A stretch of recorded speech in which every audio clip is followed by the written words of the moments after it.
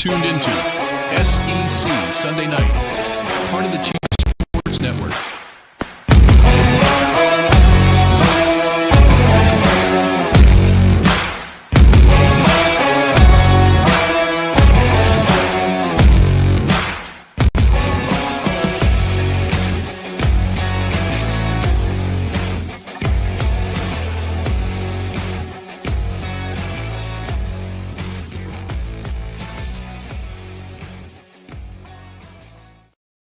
SEC Sunday Night Live on the Chief Sports Network. We are brought to you proudly by Hewitt Damaduros Law.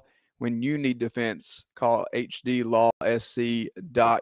Make sure you go online, check it out with Dean and Brad. You want to get it hooked up with these guys, not only because you may need their help, but really just because they're good guys and you want to have a relationship with them. You want to have them in your back pocket. So if you need something, if you slip and fall, if you get hurt, anything that's not your fault, basically, call them. They'll get you taken care of. That millions and millions and millions of dollars that they've won for their clients, and you could be the next one. hdlawsc.com.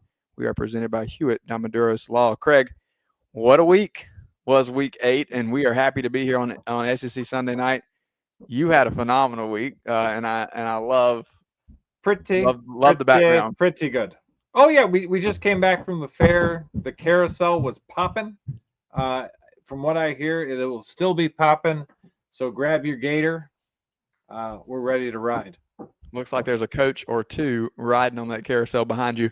Before we get into anything, though, before we get into what actually happened, as always, we have our friend Dailey Joy, who has a big announcement about SEC Pretty. If you missed it earlier in the week, we have it right here on this segment, as she and I got together on Friday, talked about our thoughts in the SEC overall and a couple of little tweaks going into the weekend.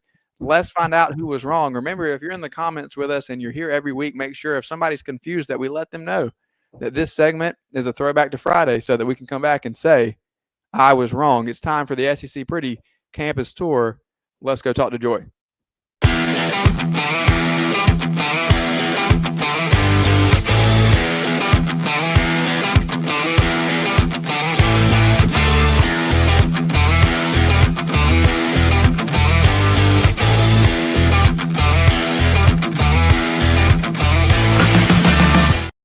Welcome back to SEC Sunday Night Live on the Chief Sports Network. We are here, as always, with Dailey Joy preparing for the SEC Pretty Campus Tour. And Joy, stepping out of the SEC this week, are we? But we are. But a chance to look at a team that may pull an SEC coach as their next head coach. Tell us where you're going. I'm headed to Iowa for Iowa Penn State. Just figured I'd get a firsthand look at whatever SEC coach is going to take over that Penn State program. Hey, how about this? How about you made this schedule and planned things out, obviously, before the season, and this has been well documented, right? Yes. And now you get right off of the firing of James Franklin, you're going to get to see this Penn State team that inevitably Eli Drinkwitz or somebody is going to coach next year, and so we're excited about the opportunity that you have to kind of get a feel for that, because we're getting to the point where national stories are going to bleed into the SEC completely. We're in the second half of the season, and that's how that operates. But before we get into anything football, Joy, you had a big announcement this week, and so let's talk a little bit about SEC Pretty and give you just a moment to talk about your brand and where you're headed. Yeah. So basically, the gist of it is that I am now full time with SEC Pretty. I was given an offer that I legitimately could not refuse. And so, yeah, there will be, I've hit the floor running. My first full-time day was yesterday, and I've already sent in new merchandise orders, new merchandise requests. We're brainstorming. We have a lot of big things coming up. We really wanted to put our foot on the gas before football season was over. So a lot is going on behind the scenes, but I'm excited to share it all with y'all really soon. Well, we will publicly say here on the air that we are, of course, very proud of you and excited and happy for all that you're doing. We knew that it was going to be great, and we knew that it was going to take off. And whether you saw the enormity of what this was going to be from the beginning or not, I think that, here at SEC Sunday Night and on the Chief Sports Network, we were able to see that this was an incredible branding idea, and that you're brilliant at that, and you're doing a great job. And so we're really excited for where it's going to go and happy to have you with us for this season. As we look at the SEC as a whole, right? we're in the thick of it. That's for sure. And Yeah. I was just on live on the preview show on talking about Gamecocks and Sooners, but really looking at the league as a whole. And it's just like when we look across the SEC, you've got some really, really good defenses. Let me ask you this question because it was just posed to me. Are there any elite offenses? I don't think so. I think you probably could have argued Oklahoma was looking elite pre-Mateer injury. I don't think now with his injury that we'll see that offense return to what it was doing early in the season. And even that could come into question because how elite really were the teams that they were playing. I agree. I think, the thing that we always go back to in 2019 about how good that offense was they were playing like ranked team week after week after week after week and just absolutely destroying them, which was what was so impressive about that offense and what made it elite. I don't know that you're going to see that this season with any of the quarterbacks and any of the offenses that the SEC are putting on display right now. Is Alabama the best offense in the SEC? Midway Golly, the fact that that's even a conversation to be had. I don't know. I need to see what happens this weekend. I want to see Trinidad Chambliss go into a Georgia home game and do what he is doing across the board. Obviously, last week, people are really shocked about their performance last week versus Washington State. I am not. That was Ole Miss to a T. Like, get really up for an SEC opponent that you play every year really tough, and then get a letdown game because it's homecoming and you think you're going to walk all over Washington State. And they're there to upset you because that's what they want to do. That was so Ole Miss and so Lane Kiffin coded that it wasn't even funny. But I want to see what Trinidad Chambliss does this week. I think he's really clicking with that offense. I think Lane Kiffin's the perfect guy to coach him in that offense. Yeah. But I want to see what they do. Obviously, LSU's defense is phenomenal, and Trinidad was obviously able to make that win happen. And so I'm excited to see what they do against Georgia this weekend. Okay, so obviously we have some trouble happening in a couple of SEC programs in terms of the head coaching position. It's before the weekend, and so maybe we'll know some more stuff on Sunday night when this segment actually airs. But right now, as it stands, who gets fired first, Hugh Freeze or Billy Napier? Ooh, Napier. I just think Florida is at such a standstill. What happened last year was that Napier was going to get fired. We all went into the year knowing he was going to get fired, and then he started winning. And then they were like, oh, crap, okay, maybe it was the quarterback situation. Let's give him another year with Lagway. And then now he's coming in, and then that Texas win almost makes you feel like the same thing's going to happen there. Whereas, like, Auburn's been putting up with the fact that Hugh Freeze is losing. They have zero issue waiting until the end of the season to fire him. I think if Napier loses again, homeboy's out of there. I don't think that they can risk him coming back and winning the last few games and then reinstilling trust in him. I think Scott Strickland put his neck out last year, issuing the statement midseason that they were sticking with Napier, and that has come back to bite him in the behind. I don't think he's going to put up with that for much, much longer. I think we could see Napier gone as soon as Sunday, if I'm being really honest. Yeah, I do too. And I just said this again on another show that we kind of have our Florida guys on the horn ready to go just in case that happens for Sunday night.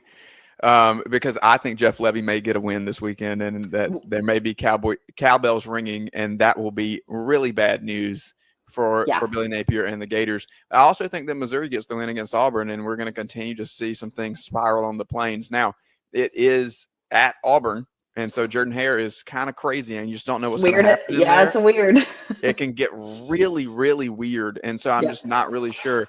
Here's the thing that I'll bring up to you, because I know that I got to go, you got to go. We got a lot happening this weekend, but Craig had a message for me to pass along to you because we have these coaches with Napier and with Hugh Freeze on the hot seat. I'll also add that, I think Mark Stoops is in hot water as well. It's a huge buyout. He should be. It's a huge buyout, and there's two different camps here. One that says that maybe they're not going to raise the funds, but I think that this is the year they have to go get John Summerall. And it may be a situation where they have to fire, if they want him, they have to fire Mark Stoops to go ahead and get Summerall, or he's going to end up in another Power 4 job, potentially in the SEC.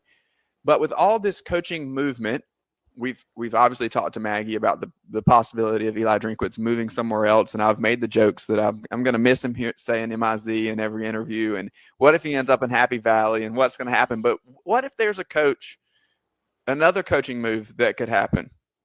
And Craig proposed that while he is picking Vanderbilt to beat your LSU Tigers this weekend, Okay. that there could be a situation where unrest rises against BK. And the reason Landry Kiffin is dating Whit Weeks is just doing a little scouting because Lane Kiffin ends up in Baton Rouge next year as the head coach. Is there what are your feelings about LSU and Vanderbilt this weekend, which is still an unprecedented thing for me because the line shifted a little bit and it's back to 2.5. So you're going in as an underdog to Nashville. What happens with the Tigers this weekend? If I'm being really honest with you, Rob, it feels very like last week-esque where everyone was like, South Carolina is going to go into Death Valley and beat LSU. And there was a level of comfort there for me because it was at home. I think the other level of comfort that I have is I don't care how good Vanderbilt is. I think they're good. This is not me dissing on Vanderbilt's program. I'm impressed with them. What Diego Pavia and Clark Lee have done is unprecedented. So I give them all of the props. This is not me chirping them. The reality is that no matter how good they are, their home field environment is not capable of comparing to other major SEC schools. And that's for a couple of reasons. One, their stadium. Number two, their fan base. Number three, their lack of alumni. The reality is the Vanderbilt fan base was able to fit walking down Broadway when they tore the field goals down last year against Alabama. Like that was their entire fan base.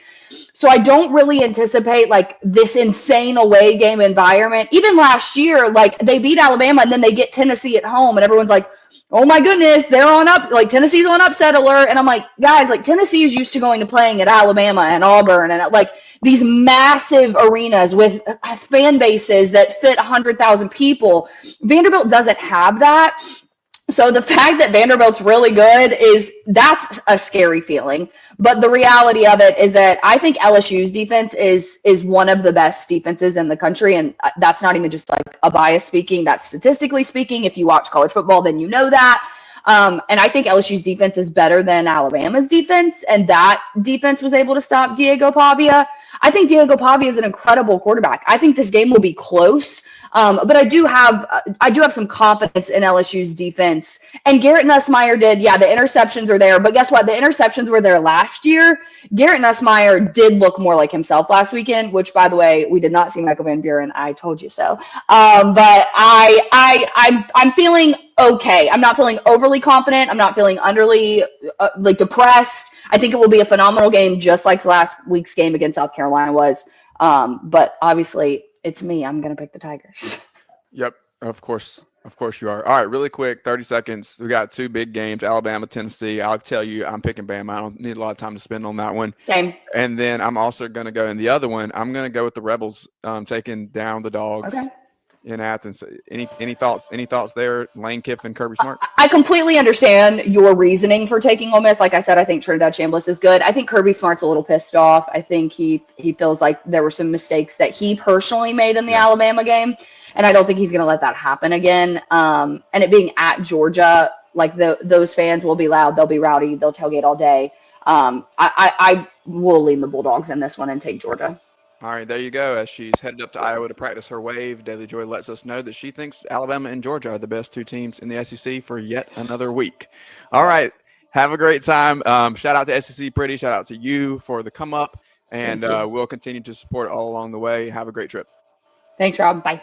At TriFit Physical Therapy and Performance, we believe true health and peak performance start with personalized care.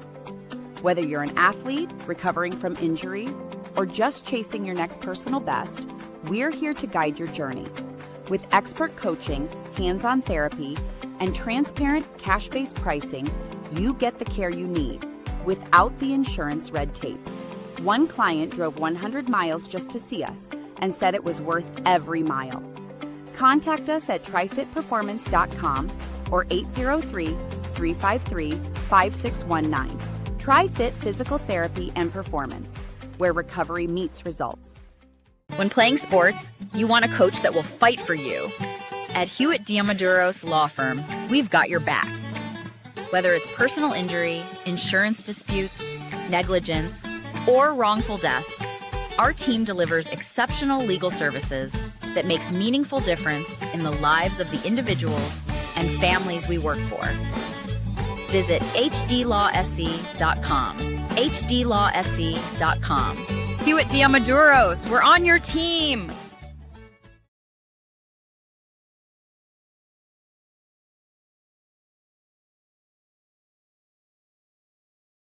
This is SEC, Sunday night on the Chiefs Sports Network.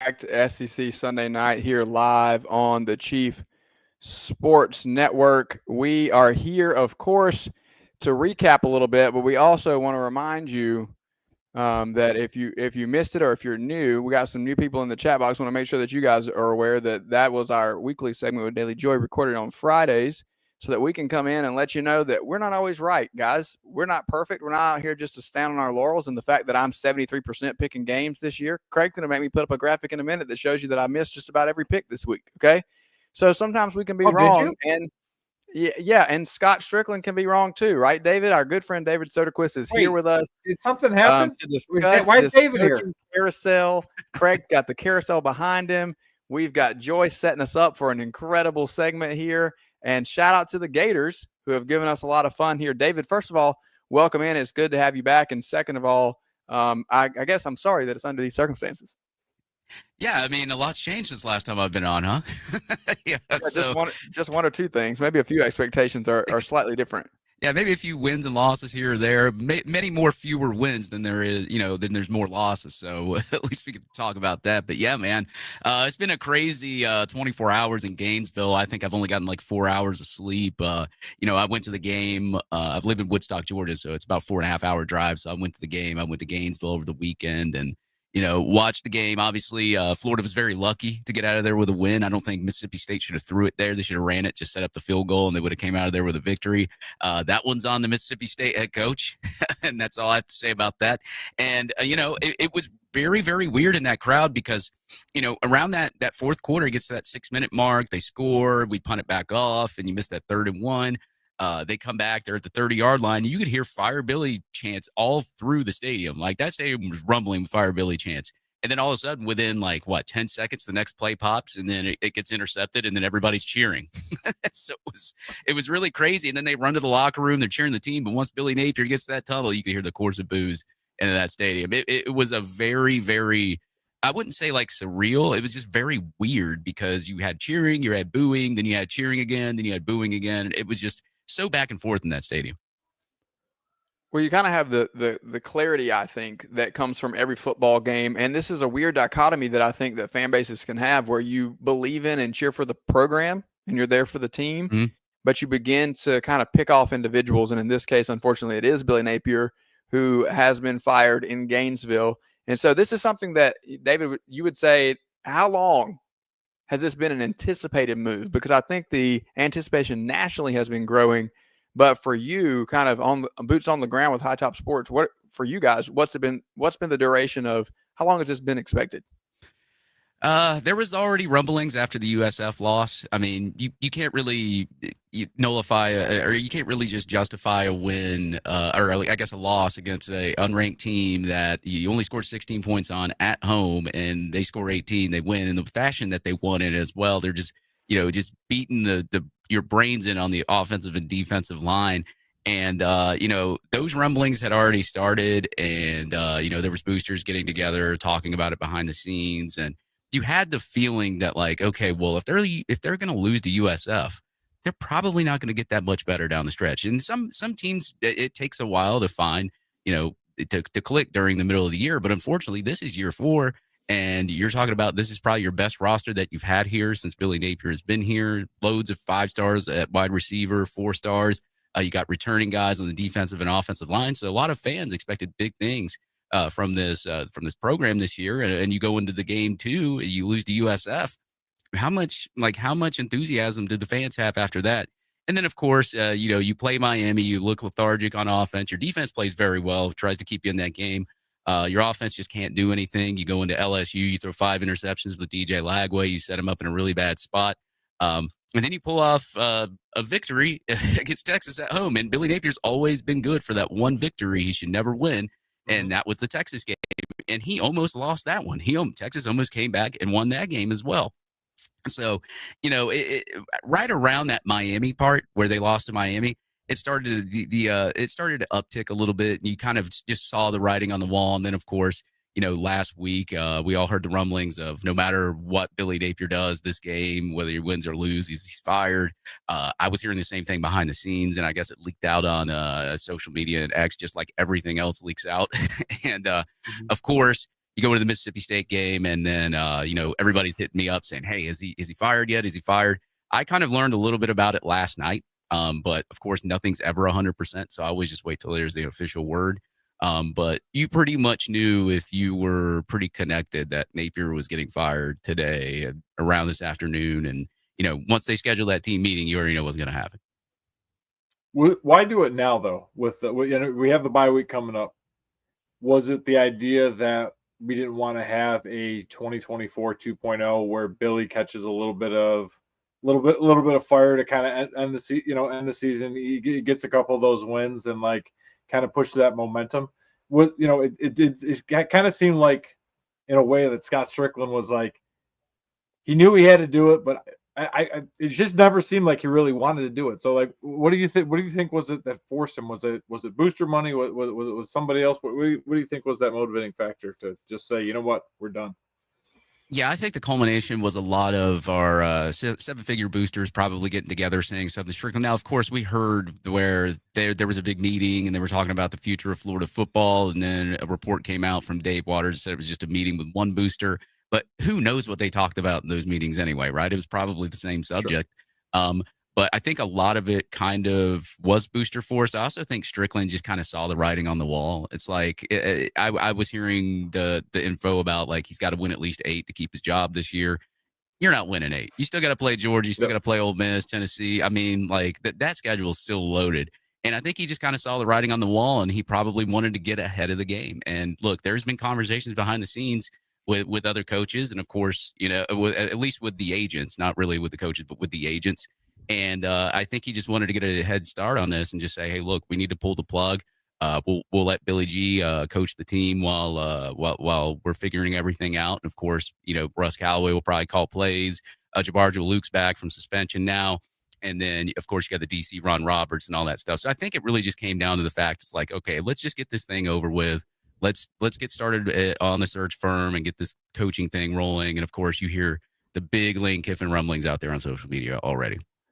Yeah, of course. It's 8:18, and we're here with High Top Dave himself, David Soderquist from High Top Sports, talking about the firing of Billy Napier and Gainesville, Florida. And a shout out to Lucas Hill. Thanks, Lucas, for jumping in. He lets us know. I don't know if you see the comments over there, David, but not only were the chants coming from Ben Hill Griffin to fire Billy, but we've seen these chants from you on X for quite some time. So we know that there's a satisfying nature, I think, from the Florida fan that this has taken place.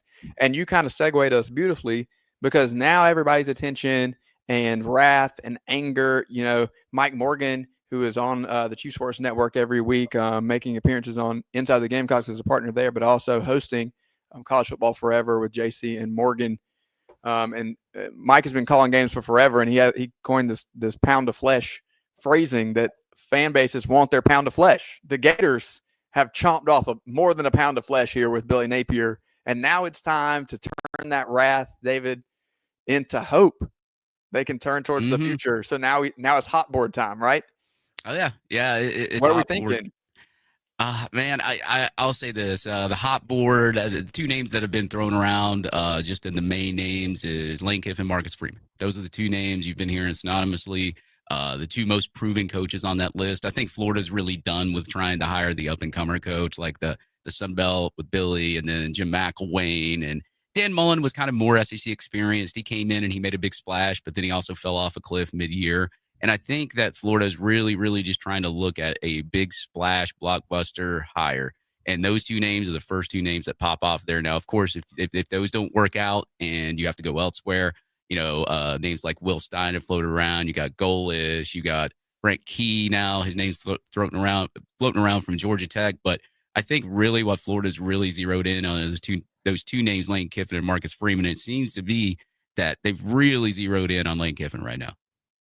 Go ahead, Craig. I see you warming it up.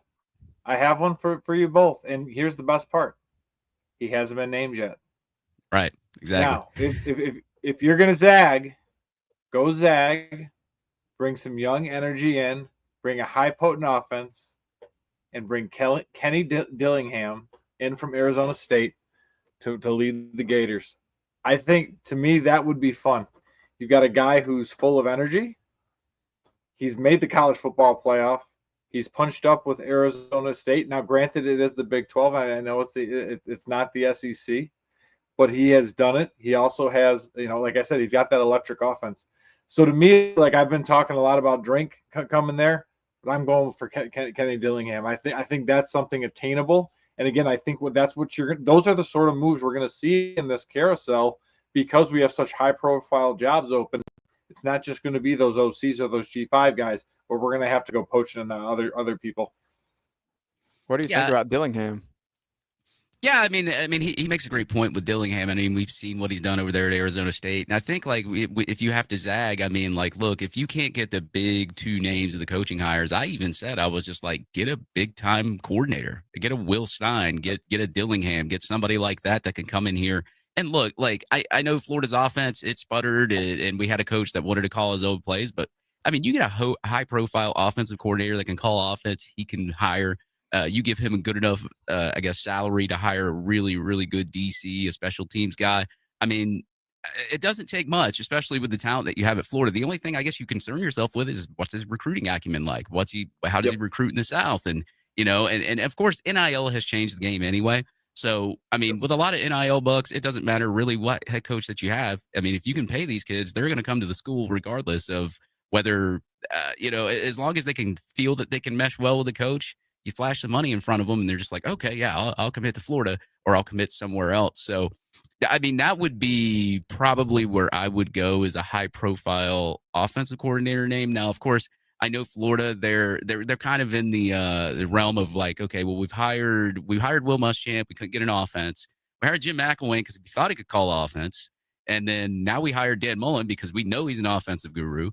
And then he sputters. He couldn't recruit. Okay, let's hire Billy Napier because he can recruit. But wait, he wants to call his own plays. Can't get an offense. So I think that like Florida is really tired of band-aiding the last problem from the head coach. And I think they just want to go for a splash, big-time name that can really turn around the program. Yeah, it's definitely going to take that type of program. Go ahead, Craig. Yeah, no. So Casey, our good buddy who'll be on later, talks about Shannon Dawson. And I think he said it in so. The chat. Shannon Dawson shout him out. Yeah. So this is the interesting part. I really feel like with the expanded college football playoff, how patient can Penn State be? How patient can Florida be? How patient can Arkansas be with these teams that are making a run in the college football playoff? You may want Shannon Dawson, but Carson Beck, and unless Carson Beck and Mario Cristobal kind of do what they did Friday night, more than likely they're going to be in the playoffs. And they're going to be playing probably into January.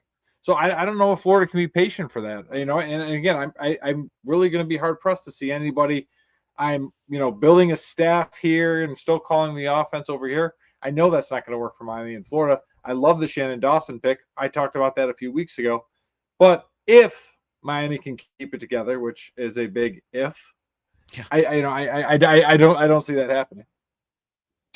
Yeah, like Shannon Dawson, he's done very well over there. I mean, with Cam Ward, he worked magic. I mean, like I even said earlier this year, I said, man, if Miami had Cam Ward for another year, we'd be in trouble because they've improved that defense. That D-line is nasty. That offensive line is protecting the quarterback. I mean, they just have it everywhere that possible that you could have it.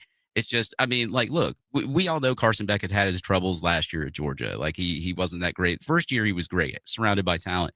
And Carson Beck, he was the Heisman favorite before they played Louisville. Lost to Louisville, threw 4 picks in that game, should have threw 5, minus a bad roughing the passer call. But, I mean, you see he has limitations, and it looks like, I mean, Dawson has gotten the best out of him that he can over there at Miami. Does an offensive line with a bunch of 5 stars and big bodies help? Yes, it does. But you see where the limitations there are with Carson Beck. But I think Shannon Dawson is a really, really good OC that can get the most out of his quarterback. So I would say that might be a good option there as well. But I mean, at the end of the day, like, you have to go big right now when you're Florida, or you got to go home. And if you can't get Kiffin, you can't get Freeman, you got to go for a big time hire at OC. Because I think it's easier in this day and age in college football. And even Nick Saban said it himself. It's more of an offensive league now. Like, you got to be able to know how to call offense. So if you get a big time OC and you can get him a DC that can call defense really well, like one of your Will Muschamp types. I'm not saying he would come back or anything, but like, just throw that out there as a hypothetical. I mean, you could take a team to the max. And that's the thing in this day and age in college football is it's very offensive heavy, but you still got to have some sort of a defense. And if you're not able to keep any of the teams out of the end zones, we saw it with Dan Mullen. He could score a lot of points, but he could give up a lot of points too. You look at that 2020 year, 8-4. Kyle Trask breaks the passing record at Florida. You're still 8-4. So, I mean, it is an offensive league, but you do have to have somebody on as your coordinator to be able to call defense as well. No doubt about it. There has to be an offense. And I think specifically in Gainesville, you've seen success when offenses have just been really explosive under two coaches, Urban Meyer and Steve Spurrier, who have had offenses that could really light it up and kind of set themselves apart, right? These weren't offenses that we just said, hey, those were good offenses, right? Yeah. These were elite offenses. And when you talk about making a splash higher, I'm looking at, is there a possibility for SEC on SEC crime here? I see our friend Maggie Johnson has tuned in to see where it is that we're going to project Eli Drinkwitz is going to leave Como and go. But is there a chance that you go somewhere inside the SEC to grab somebody, whether it's a head coach or somebody that's on the staff somewhere? Are you talking about a coordinator or just like head coach inside? Well, we would start with head coach, but then he's going to pick his coordinators, and then you might want to rip somebody off in that spot as well. Yeah, I mean, like, let's be honest. You see the news. It's Kiffin. They're going full blast on Kiffin right now, and from everything that I've heard behind the scenes, like, it is Kiffin. But I guess if you can't go Kiffin, I mean, Drinkwitz's name has been brought out there, but I've heard that Drinkwitz probably won't be interested in the Florida job as it is anyway. A lot of these coaches, what they do is they throw their name in the hat. They have their agents reach out, and then they're wherever their respective schools are at, they see it. And they're just like, oh, we need to pay this guy more money. So a lot of it is more of these coaches just trying to get raises, and like, they have no intention of leaving, but they act like they have an intention of leaving just so the school will freak out and say, here's more money. Will you stay here? So I think those tactics are always something that happens between agents and all that other stuff too. So, but yeah, as Florida, SEC experience matters, and I will say that in the league, we as Florida fans, we've had the unfortunate Jim McElwains and Billy Napiers that have come here from like the Sun Belt or other leagues and just have not had any success. And I think that, getting somebody that is an SEC proven talent. I mean, Dan Mullen, he came over here, he made a big splash. Unfortunately, he just couldn't recruit. He was a lazy recruiter. And you saw what happened with that. But like, SEC experience will matter, I think, with the next head coach, or at least, as you said, an elite offensive coordinator that can call plays. If you surround that guy with talent, you give him somebody. If DJ Lagway stays, I'm pretty sure maybe he would stay just based on how much NIL he's making from Florida. But other than that, you give them a highly rated quarterback, they can do a lot of things with that.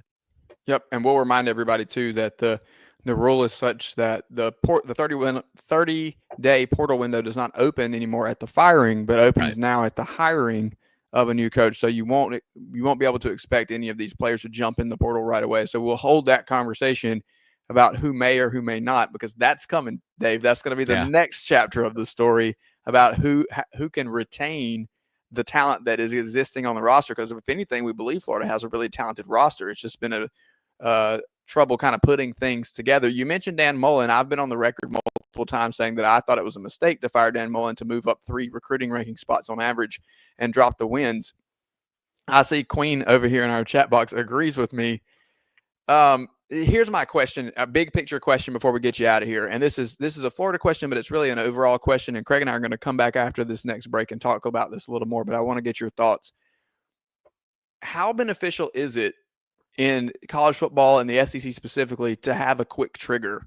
Or is it better to let coaches have a little bit of a longer ramp to get things going? The reason I ask the question is it seems when we give coaches 2 to 3 year windows and they don't work out, the next coach then has to dig out of a deeper hole than the last coach was in. And if you're not careful, you kind of find yourself, 3 generations deep into a hole and not knowing really how it is that you can climb out. And to your point, it might be Lane Kiffin or Marcus Freeman that are the only options that can get you out of there.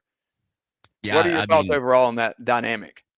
Yeah, it's all about timing. I mean, you can fire your coach if things aren't going well, but if the coaching hot board out there doesn't look great and the coaching talent that's out there doesn't look great at the time, I mean, do you just keep the coach for another year? We saw Florida do it last year. I mean, Billy Napier had that big turnaround, 8-5, and they said, okay, well, you got Lagway. They saw what Lagway could do in that year one, and they said, okay, well, we'll see what Billy Napier can do with the influx of talent. We'll pay these kids more NIL to stay, and we'll return all the starters or offensive D-line. Of course, it didn't work, but at least they gave it a shot, right? They let Billy stay another year instead of just automatically just firing him mid-year. A lot of Florida fans were upset about it, but then once they saw the turnaround, they were just like, okay, maybe we do have something here. So it is a possibility that, like, if you keep a coach one more year, he could possibly turn it around. Sometimes it works. And then sometimes in our case, as you've seen, it doesn't work. But I think there's just so many different things that you would have to think about timing wise. Okay, well, what's going to happen if we do fire him? How much is the buyout? How much are we going to have to pay the next head coach? Do we have the money? On top of that, it's like Florida State, they just fired Norvell today, right? But they were in such a deficit when they extended him that they had to keep him for 2 or 3 more years and see if he could turn it around. And granted, look, you look at week 1, right? He beats Alabama, knocks them off. And you're thinking to yourself, okay, well, Florida State, they're looking like a real team. And then they just rattle off 4 losses in a row. Now, what if Florida State won those games, right? And Norvell's still sitting there and he's not fired and you're not having to worry about anything either. So, I mean, it's just a risk you take, man. And it's all about timing. And if you can, I guess if you can time it right, yes, it's beneficial. But I mean, as far as we all know, none of us can really predict the future, right? So, and then you got to worry about who's on your roster. Are they going to leave? Now, I know they had that new rule that, like, there's, you got to wait till the new head coach is hired, and then there's a 5-day period. But those kids could still leave. I mean, that portal's still going to open, and they could still leave. So there's just a lot of risks, and it's, maintaining a roster, and are you going to have to pay those players more to stay instead of hitting the portal if you do fire a coach and you bring in a new one?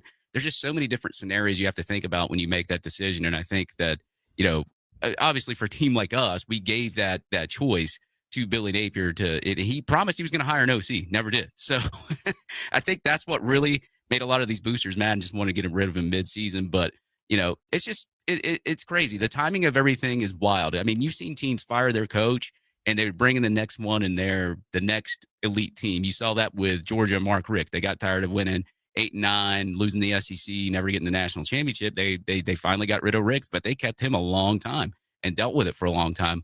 Hired in Kirby Smart, and look at them now. They won 2 national championships. They're always in the playoff, it seems, every year. So sometimes it does benefit a team, and sometimes, it doesn't. And just so there you have it. High top Jay Norvell at Colorado State that got fired, not Mike Norvell at Florida State. I thought you were breaking something here, David. I looked. I was like, oh no, did Florida State? Did both Florida schools kicking out their coaches?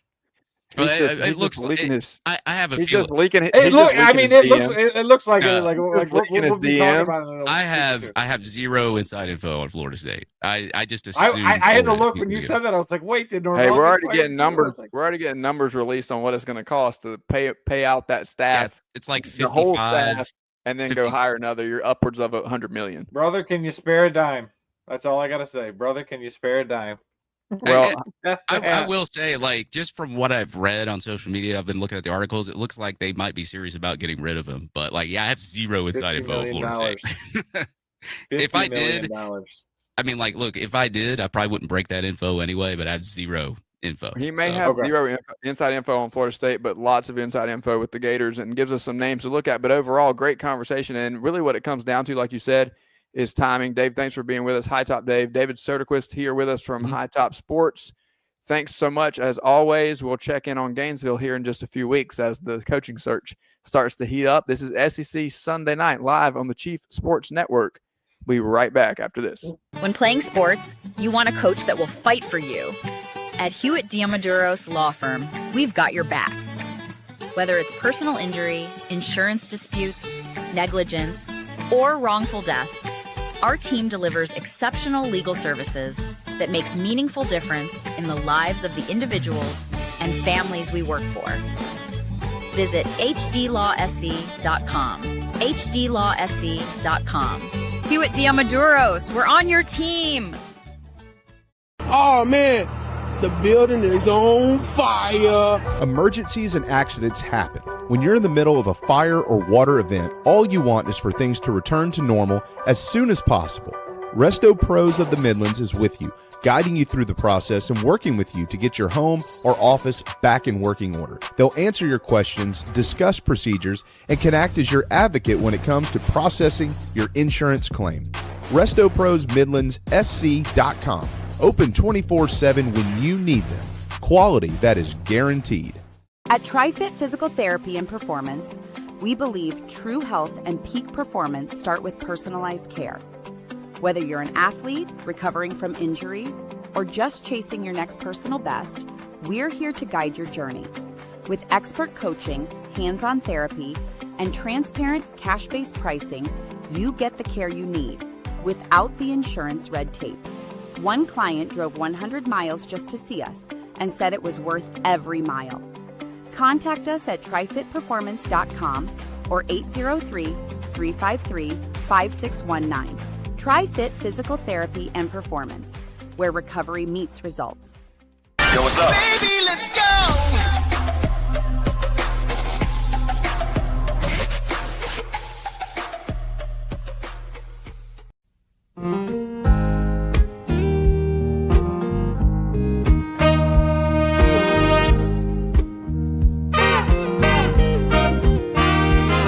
Well, it's not always raining. There'll be days like this when there's no one complaining. There'll be days like this when everything falls into place like the flick of a switch. Oh, my mama told me there'll be days like this when you don't need to worry. There'll be days like this when no one's in a hurry. There'll be days like this. Back to SEC Sunday Night Live on the Chief Sports Network. Rob Williams, Craig McMichael here with you. That was High Top Dave breaking down the Billy Napier firing and who's on the board there at Florida. Of course, Lane Kiffin's name is hot. Craig, you and I have been on the record saying we don't think he should or will be moving on from Oxford. They got Marcus Freeman up there at the top of that board as well. Craig threw in a nice pick and Kenny Dillingham as a hot take. And you know what? To your point, Craig, we have not heard that name, and usually it's not a name that we hear early, but a name that comes along developing. We'll be on watch for that, but you've been saying Drink for years. Dave comes in and lets us know like he's not hearing that name. So interesting from my standpoint. Yeah, I trust him, but it's just interesting if we've heard that Drink has bowed out. It seems like something he'd be interested in to me, but I don't know. Maybe not. Maybe you got a call from Happy Valley. I think Brett Sarver gave him a call and said, Drink, you got to stay. Offered him some pizza. We'll see what happens. I don't know. Can either confirm or deny any of that. Shout out to Maggie Johnson. I was trying to confirm this. But I there was might too. be We're both researching during the break. Yeah. Maggie, don't hate. Maggie asked a question. Rob, you can put it up on the screen. Isn't it true that if a SEC coach takes a job, they can't follow right away? It seems like that is the case. I know that was always the case in the spring where you couldn't transfer intra-conference. But it seems like that. I could not find multiple sources to confirm. So thank you, Maggie. I appreciate you. Maggie also lets us know what a big fan she is. Just want to make sure that we're clear on that one. Big fan, showing us all the love in the chat. We love you, Maggie. Appreciate you for being there and always being here for us, checking us. Stats and Info, aka Maggie Johnson, making sure that we got it right. Okay. So before we get back into this hot seat stuff, because we got some hot seat thoughts, I'm going to let you have your moment to bask in the sun. Here is not a pretty graphic, not something dressed up, not something that shows everything off, just straight up off the text line a screenshot of the text thread between Craig and I, our picks for the weekend. Now, 9-1, 9-1 this weekend. I've said, yeah, the only one you missed is not even a game, right? Yeah, it's Hugh Freeze not getting fired. That's the only thing I missed all weekend. Other than that, 8-0 in games. Billy was fired. Shout out You're to welcome. you, my friend. Shout out to you. I will go 0-8. I will go 0-8 this week. Don't worry. Don't worry though. What's right below this text thread is Craig telling me that he did well last week as well, and so he didn't expect this week to go well. So he's on a heater, ladies and gents, 2 weeks in a row. Maybe we should listen to Craig for our gambling picks next week. We'll warm him up. Yeah. I, on the other hand, question not for you have and a good week. your buddy Joy. Yeah. How was Vandy for LSU? I know it wasn't big bad Tennessee or these big arenas or environments, as she said. How'd that go? Yeah.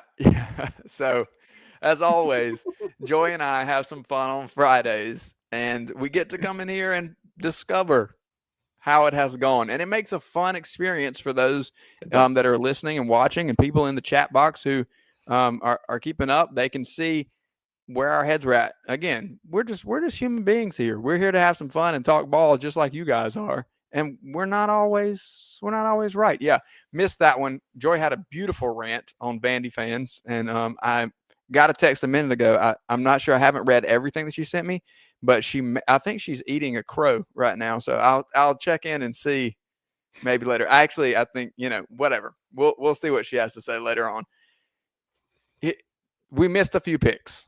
Okay, I missed some picks. Joy missed some picks. We missed a few. You missed some picks. I didn't miss any damn picks. I'm referring to Joy. You were undefeated and you missed nothing. Nothing during the course of the week. All right, let's run down just for kicks and giggles so everybody's caught up.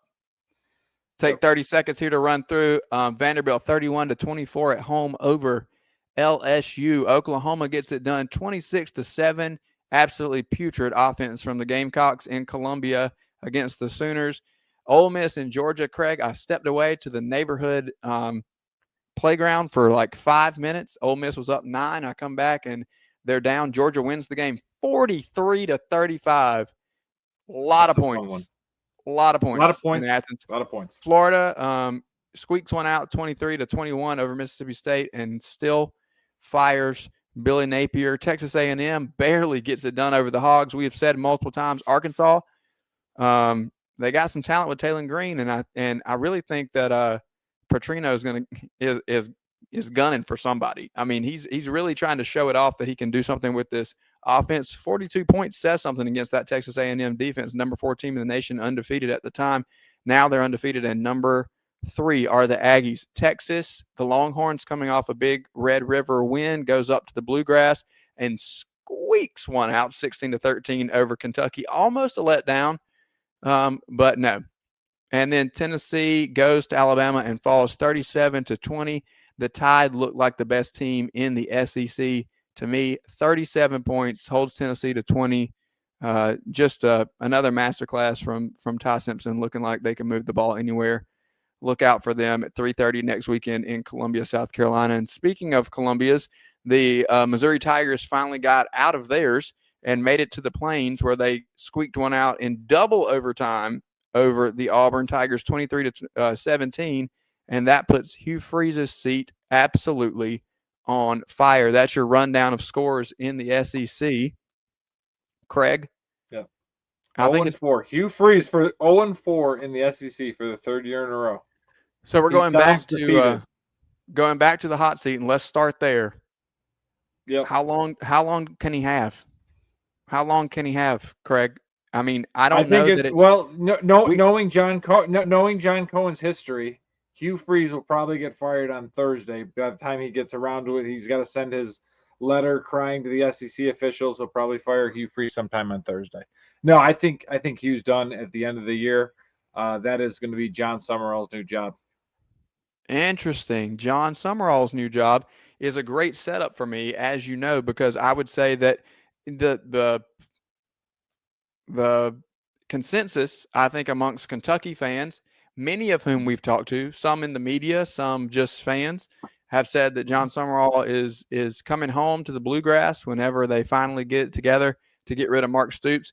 Kentucky's having a putrid year. I mean, of all these things that we've talked about, all the teams that we see at the bottom of the barrel, as bad as South Carolina's offense has been, they handled Kentucky fairly easily, scored a couple of defensive touchdowns. We've seen Mississippi State not be able to get it done, but look like they're right there kind of knocking at the door of some of these just frankly more talented teams. Arkansas has already fired Sam Pittman, but you see them being competitive there with the number 3 team in the nation, only a 3-point loss. But Kentucky, they did take Texas. They almost knocked off the horns. They're fine. They're fine. It's time to get rid of Mark Stoops. He's in this conversation. This is a money conversation. Do they have Penn State $40 million money? Because I'm pretty sure. I think they do. No. I think they do. No I way. absolutely. I'm just going to tell you. I absolutely. That money is allocated to the basketball program. They're not spending $40 million to get rid of the football coach. They are no. Mark Stoops will be there at least 2 more years. I'm just going to have to bet you. I'm going to have to bet you. We'll go to cut or wherever you want to go.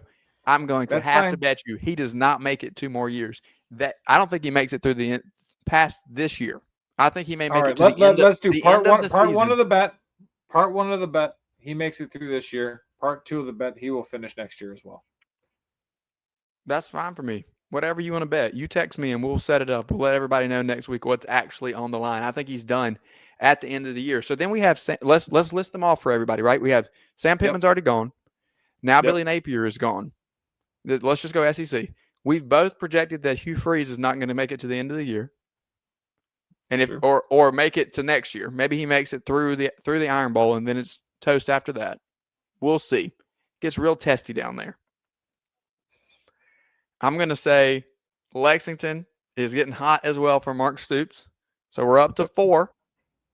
Yep. Just inside the SEC. All right, now let's look outside. I got 2 more for you.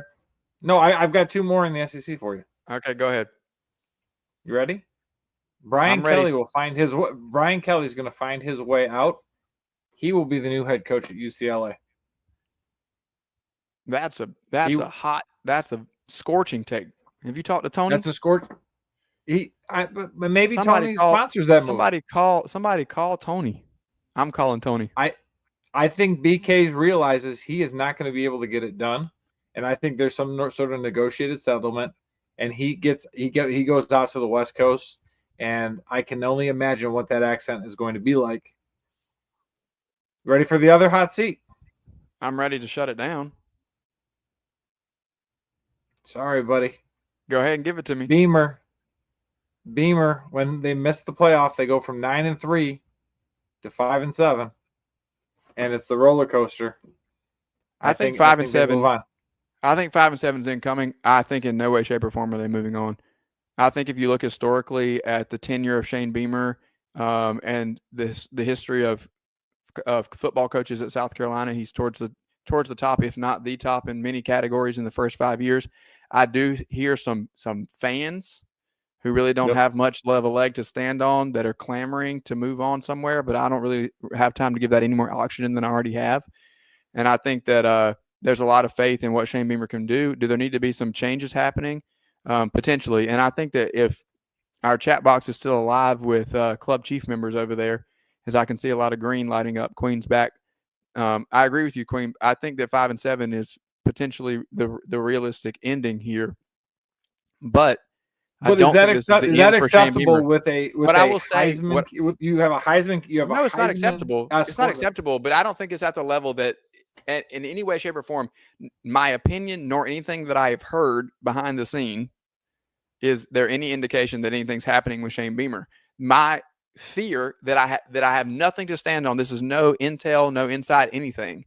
Is that to your point? There could be a stacking of bad years, because Lenore Sellers, for what it's worth, just this week on Inside the Gamecocks, JB and I broke down some of the latest in draft projections, where Mel Kiper still has him as the 4th quarterback, which is 21st overall player. Jordan Reed of ESPN had him going 9th overall to the Raiders. The way the Raiders look today, who knows? Like, they might be picking higher than 9th. We'll see. But there are still first round projections and top half of the first round projections by some for Lenore Sellers. So I think that you're going to see the end of the Sellers era in Columbia. And then the question will be, is it a portal move or is it one of the young guys that's coming in behind him?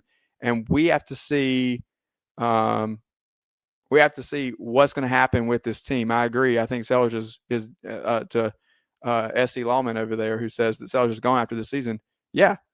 So what happens with the Gamecocks next year in an SEC where Shane Beamer advocates for competition, as he should, and everybody else does as well, where there's no world where you get out of competition week in and week out, where you're not playing highly touted football teams, as we've seen in the past couple of weeks. 10 out of the top 25 teams are SEC teams. How can you get around it?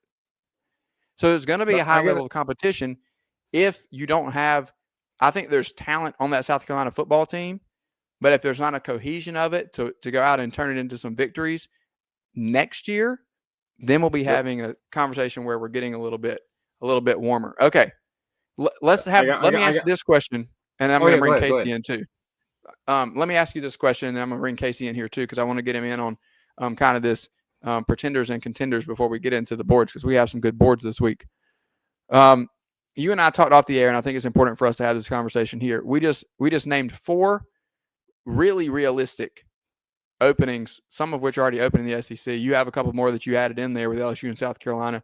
We look outside of the SEC, and you got big names like Penn State potentially going to have the Florida State job. Who knows what's happening in Chapel Hill? You continue. UCLA is open. You continue. We know what's happening in Chapel Hill. I mean, from a position standpoint, Fickle is all but done, right? Like Wisconsin is open. It's going to open. We have an official note on that? I got reports from 247 tonight that Wisconsin is trying to weather the storm and wants to go one more year with Luke Fickell. I don't think Wisconsin has that money to buy him out. So, but regardless, we're collecting a large number of openings, many of which are at quote unquote higher profile schools. There are not that many coaches to go around. Who are we hiring, Craig? Who are we hiring to fill these slots? And it goes back to the conversation that I had with Dave a minute ago. When you fire a coach, you have to be prepared and know that you can go get your guy to level up. Otherwise, you're going to find yourself 2 or 3 years down the road in a deeper hole with the same or worse record, i.e. what's happening in Gainesville right now. When you are athletic directing, and I speak from this, as you know, you always have a Rolodex ready. You have to have that list, and more often than not, it's in your head of who you think. I've got one more name for you for Florida. You know, I gave you Kenny Dillingham. What if you go within the SEC to get somebody, and you go to Knoxville and you get Josh Heupel? He's beaten Alabama. He's gone to college football playoff. Again. What I'm trying to think here. I think we have a lot of names we throw out there that are sexy. Kiffin, whoever it may be. But I think you have to go outside the box. You have to think of it, because again, I look at Brian Kelly going from Notre Dame to LSU. I look at Lincoln Riley going from Oklahoma to USC. This is going to be the new norm, and I don't see as many people waiting. And again, I think we highlighted it with David. The impact of an expanded college football playoff hurts the coaching carousel, because you're going to say, well, James Franklin's pretty good. Also, James Franklin can start for me today. They look at what Georgia Southern did. And now I know most of you people are like, why are you talking about Georgia Southern? When Georgia Southern hired, I just missed his name. The guy from, no, that's Georgia State. Sorry, USC coach. I was on the Twitter. Clay Helton. Yep. Clay Helton. So when Clay Helton got hired from USC, Georgia Southern picked him up about a month later, brought him in as that next coach. He was able to start building that in there. Yep. One of these teams that we're talking about is going to bring in James Franklin. No doubt. Maybe it's the Gators, maybe not. But here's the thing. James Franklin has won in the SEC. Hey, he took a program like Vanderbilt, made them into a top 25 team.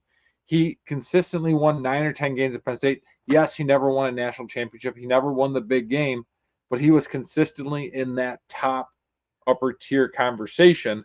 Someone's going to say, hey, there's a safe hire that I can get, and I don't have to wait till the middle of December or the end of January to bring that person in. I got one for you, and I'm about to bring Casey in here, Casey, because I want to get you in on this. We're going to transition to this conversation about contenders and pretenders, but you just made a fantastic point that I think transitions us in here beautifully, right? Not only is this school a potential candidate for contenders and pretenders, this is a school where we've seen a coach punch up and have success. What about this Vanderbilt staff? What about Clark Lee? Does he start to get some love and be a name on some of these boards somewhere to get a bigger job after what we've seen him do? It happened with James Franklin to get the Penn State job. Maybe something happens. Let me put on my athletic director hat. Can I respond to that with my athletic director hat on? And then yeah, you can, and go ahead and move us over to answering the question: is Vanderbilt for real? Okay, so for Clark Lee, I need to know what happens post Diego Pavia. Oh my gosh, it's so fantastic. It's exciting what he's done with Tim Beck and what he's done with Diego Pavia the last 2 years. If I'm an athletic director and I'm at Florida or I'm at one of these places, I need to see a proof of concept. Because right now, it sounds really good. It looks good. You may win the press conference, but are you winning 2 or 3 years after that? I am buying Vanderbilt as a contender, possibly 10 through 12 seed in the college football playoff. Yeah, so you have College Game Day headed up to Nashville, Casey, on Saturday. You got Vanderbilt and Missouri. If I'm coming to you right now and I'm saying, Casey, you got to bet the house on Vanderbilt or Missouri to make the college football playoff, can you tell me which one you're taking?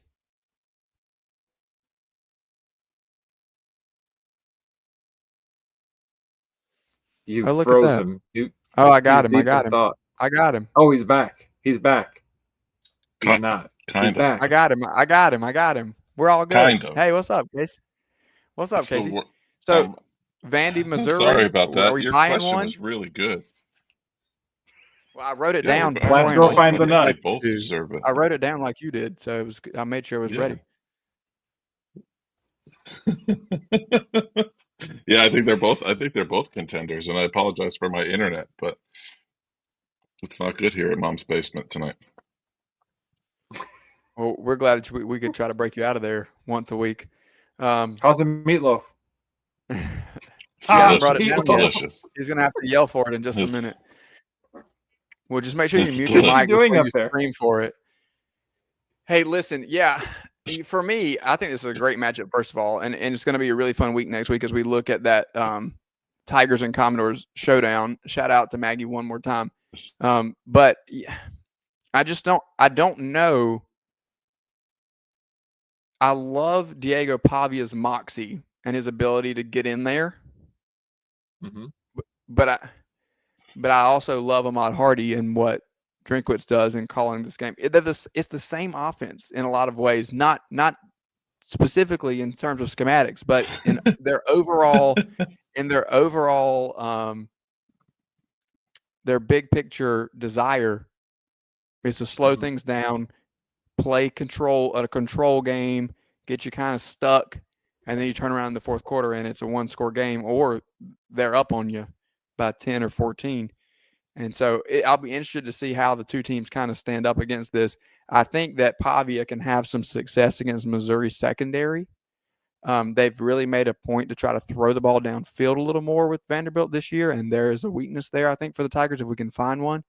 But I'm just interested to see, Joy made a great point, in all honesty, that it's not an intimidating environment in Nashville. So can Missouri go in and take advantage of that and just kind of run their offense, ground and pound a little bit and get things done? I'm interested to see. Those two teams are the top two pretenders for me. Craig, do you have others that are kind of on your docket? Maybe Tennessee in that discussion? I think Tennessee is pretender. They needed to win Georgia or Tennessee, I think, to find their way into the playoff. I think they're going to find at least one more loss. I look at that Vanderbilt game, if not one or two more losses. So I think they're on their outside looking in. I'm going to put Georgia and Ole Miss both as contenders. But I'm not saying that they're going for the SEC championship. To me, I think both of them are probably going to be in those 7 to 9 slots. So one I think will get a playoff game, one will be on the road. And then Texas A&M. Yeah. Texas A&M is a contender. And here's the thing. Glad you said it. You have no idea what you're going to get from Dr. Jekyll and Mr. Hyde. Are you going to get the lockdown defense with an awesome rushing attack, or are you going to get a Big 12 45-43 game? I have no idea. I have no faith in Texas A&M whatsoever, as we've said time and again on this show. But like, they're all lumped in. But here's the thing, and I know this is an old record, and I'm not trying to do any preseason predictions here, but everybody's chasing Alabama right now.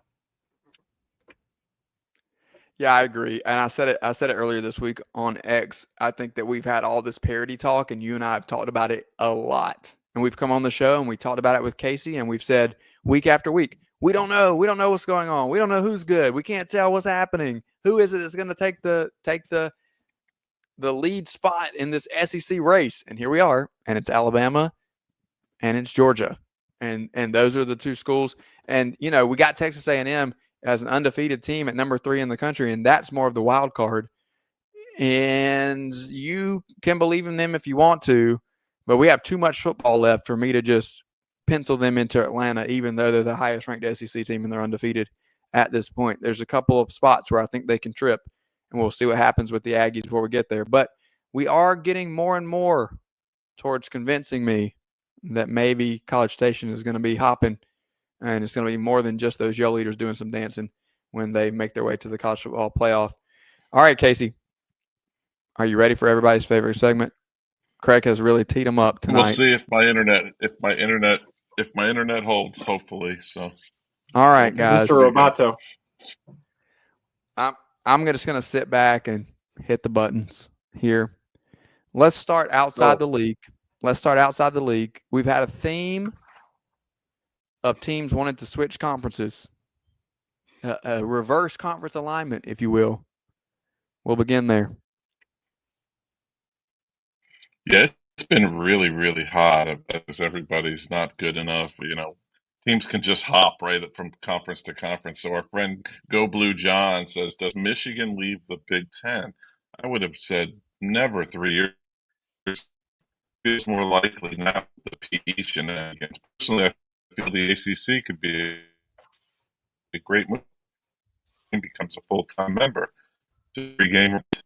So my question is, and I think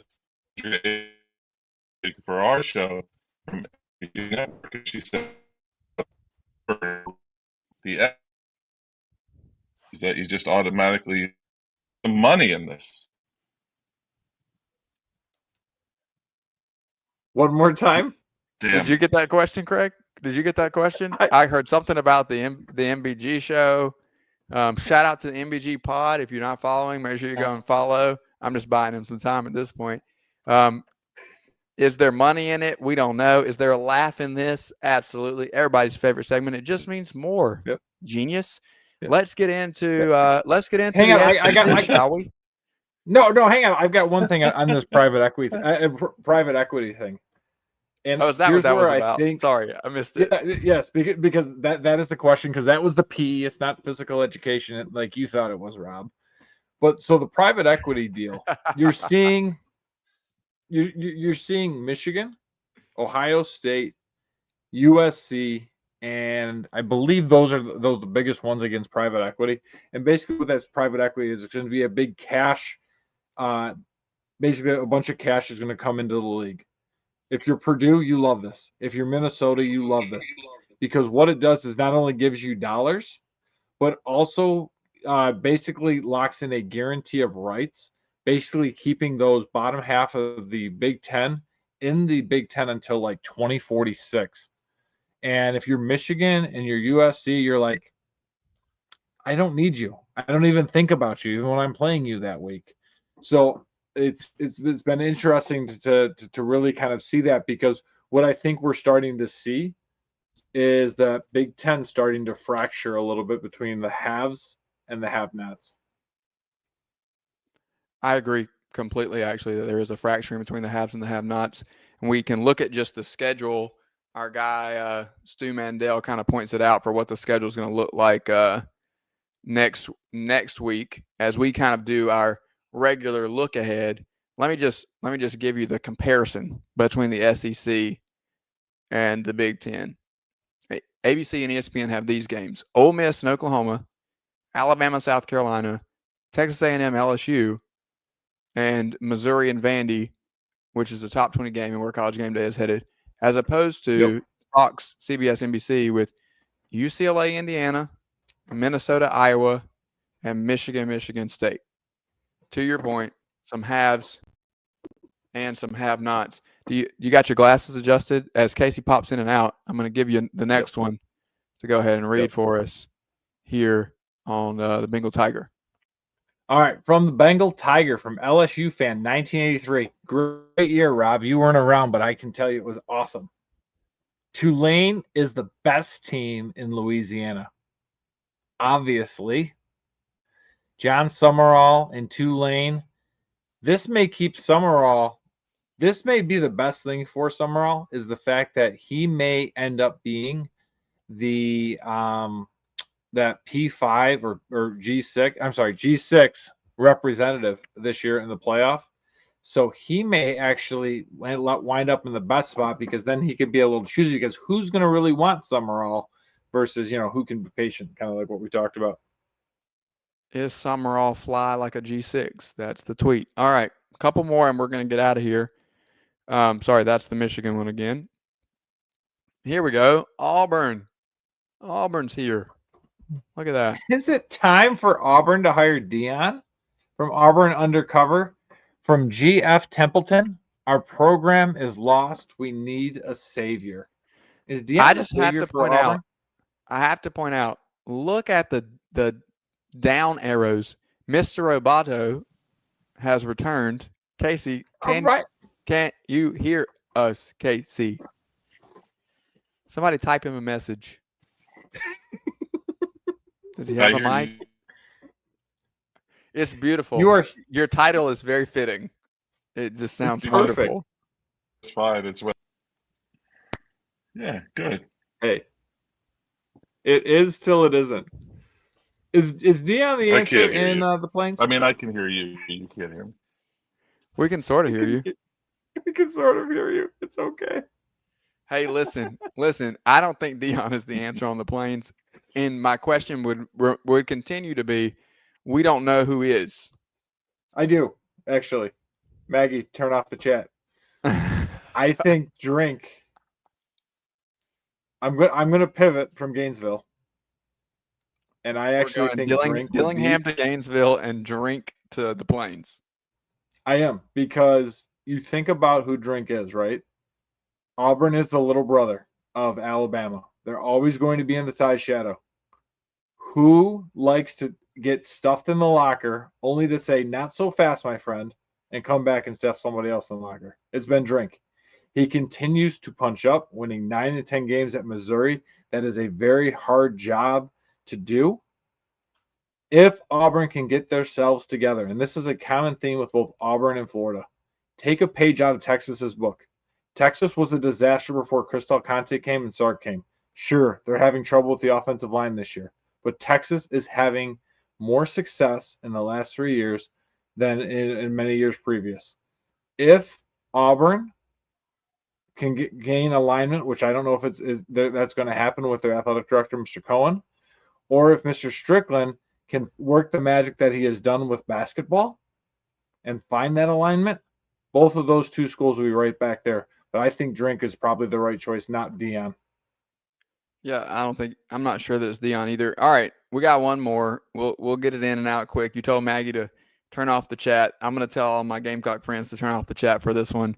Craig's this one's just funny. Specialty pick for us. As we previously stated, some fans may be a little upset with the product on the field. I'll let you have it, Craig. All right, so I think this sums up the South Carolina angst right now against the Gamecocks this season. From the Big Spur, Go Cox 31 says, Beamer took us from sandstorm to shitstorm. And to me, like, I don't care if this is true or not. It's just funny. Like, like to me, it's like well played, right? You get a little laugh. Here's what I'll say. Great wordplay. And really, this highlights the whole purpose of it. Just means more genius. Every week we have premier guests here on SEC Sunday Night. We are live on the Chief Sports Network. You should be downloading the Chief Sports app right now. We have tons of people watching. You should be subscribing to College Football Forever on YouTube, to the Chief Sports South Carolina page on YouTube. We have 2 different channels so that you can get your Gamecock stuff and so you can get your national and SEC stuff. And we are very present across all social media platforms. You should be coming here every week so that you can hear about what's happening on the Chief Sports Network and get your fill of college football, college sports talk all day on the Chief Sports Network. But here on SEC Sunday Night, we finish every week with It Just Means More Genius, because MBG does a great job of putting together boards from around the country, and we love to specifically look at those SEC fans who are passionately posting on the message boards. And as sometimes they may be uninformed and passionate in the wrong directions, passionate they are nonetheless. And we are proud to be SEC fans, because SEC fans are better than every other fan in the nation. Let's just say it as bluntly and as plainly as we can. It is that passion that drives stadiums to be full.